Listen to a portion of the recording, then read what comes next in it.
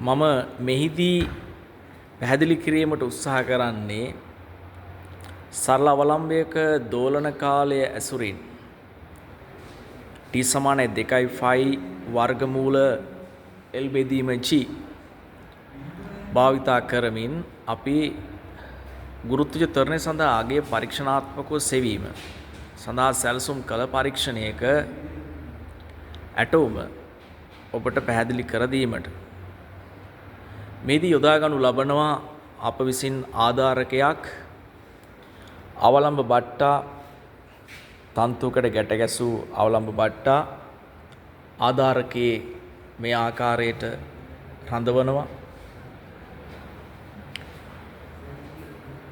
අවලම්බයේ පහළම පිහිටීමට අදාළව එම පිහිටුමේ නිවේශන කූර අපි දර්ශක තුඩ විදියට භාවිතා කරනවා.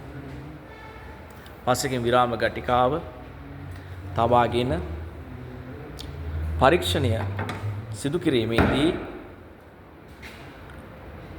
තන්තුවේ දිග මීටර රූල මගින් මැනගෙන මේ ආකාරයට වෙනස් කිරීම සිදු කළ හැකි වෙනවා. එමගින් අප අවලම්බයේ දිග වෙනස් කිරීම සිදු කරන අතර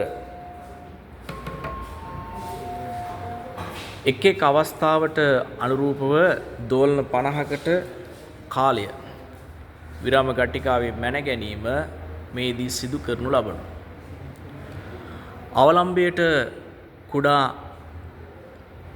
කෝණයකින් විස්ථාපනයක් ලබා දීම සිදු කළ පසු ඒ දෝලන ගණන් කිරීම ආරම්භ කරනවාත් සමගම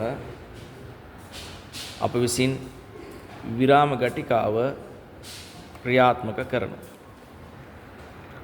ඉන් අනතුරුව දෝලන 50කට කාලය මැන ගැනීම මේ පරීක්ෂණය මගින් සිදු කිරීමට බලාපොරොත්තු වෙනවා.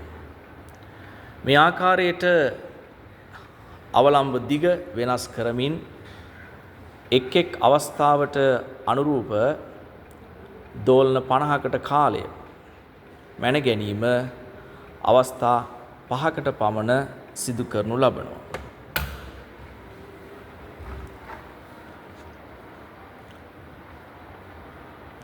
විරාම ගටිකාවේ ක්‍රියාකාරීත්වයත් මේ අතරතුර මා විසින් පැහැදිලි කිරීම කර දීමට උත්සාහ කරනවා. විරාම ගටිකාව සඳහා අපට පසකින් පෙනෙන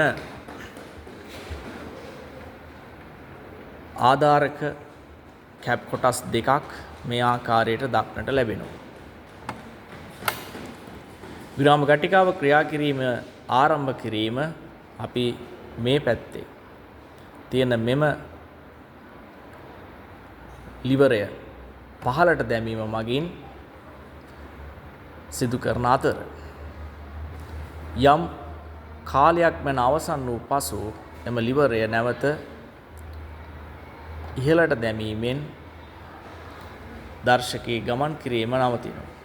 ඊට අදාළව අපට කාලයමින් කියවා ගැනීමට හැකි අතර නැවත පරීක්ෂණයකදී එම පරීක්ෂණයේදීම කාලයේ බිඳුවේ සිට මැනීමට අවශ්‍ය වූ විටදී අපි මෙම ලීවරය භාවිතා කරමින් දර්ශකය ශූන්‍ය පරිමාණ පිහිටීම නැත්නම් 60 සලකුණ දක්වා ගෙන යාම සිදු කරනවා. ඉන් අනතුරුව නැවත එය ක්‍රියා කිරීම ආරම්භ කරවීම මෙම ලීවරය මගින් සිදු කරනවා.